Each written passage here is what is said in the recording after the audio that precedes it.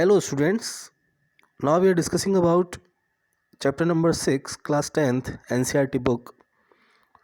Movements over very small scales will be invisible to the naked eye. For example, movements of molecules. कुछ ऐसे movements होते हैं जिनको naked eye से देखना पॉसिबल नहीं है. उनके लिए कुछ स्पेशल तरह के गैजेट्स या स्पेशल तरह की मशीनें होती है. Some students we need to visualise them. In this invisible molecular movement necessary for life, so question is asking that ये जो molecular movement है जो कि इनविजिबल है हमारे लिए, क्या ये लाइफ के लिए ज़रूरी है?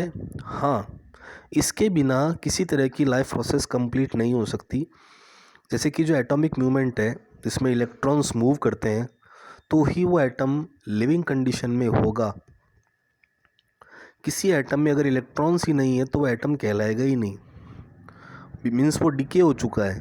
Okay, if we ask this question to professional biologist they will say yes. In fact viruses do not show any molecular movement in them until they infect some cells.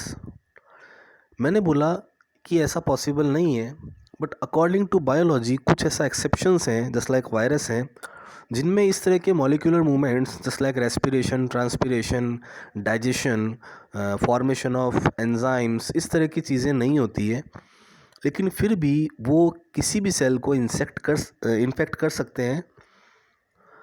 And that is partially why there is a controversy about whether they are truly alive और not. इसीलिए virus के लिए ऐसा कहा जाता है कि they are connecting link between living and non living, यानी कि वो ज़िंदा भी हैं और मरे हुए भी हैं. जब किसी पर्टिकुलर होस्ट सेल में उनकी स्ट्रक्चर होगी तो वो एज अलाइव रिप्रेजेंट होंगे, लेकिन अगर वो किसी होस्ट बॉडी से बाहर है तो ऐसी सिचुएशन में वो डेड शो होंगे. Why are the molecular movements needed for life.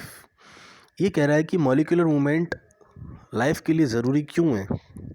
We have seen in earlier classes that living organisms are well organised structure. हमने पिछली क्लासों में देखा था कि जो लिविंग ऑर्गेनिजम्स होते हैं वो वेल ऑर्गेनाइज्ड स्ट्रक्चर होती है, बहुत ज़्यादा सिस्टमेटिक ढंग से उसका निर्माण होता है, एक प्रॉपर वे में, एक प्रॉपर मेन स्ट्रीम में उसको बनाया जाता है.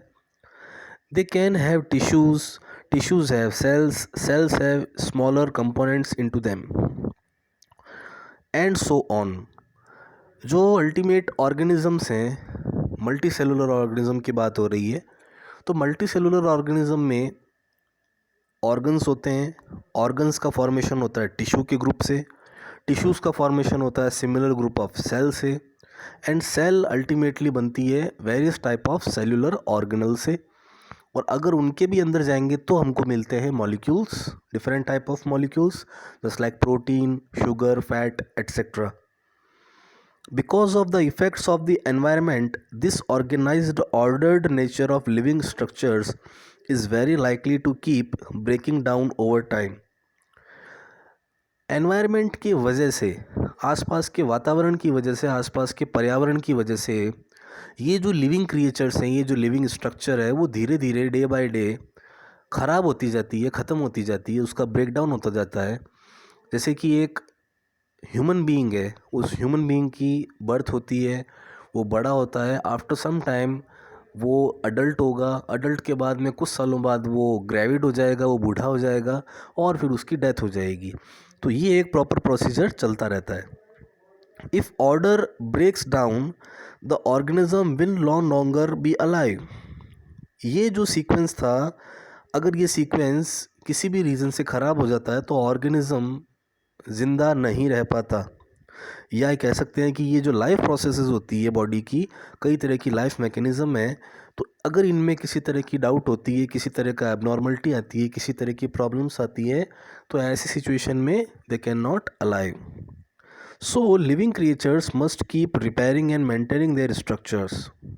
इसीलिए लिविंग ऑर्गेनिजम्स में रिपेयरिंग का और मेंटेनेंस का एक पर्टिकुलर सिस्टम पाया जाता है.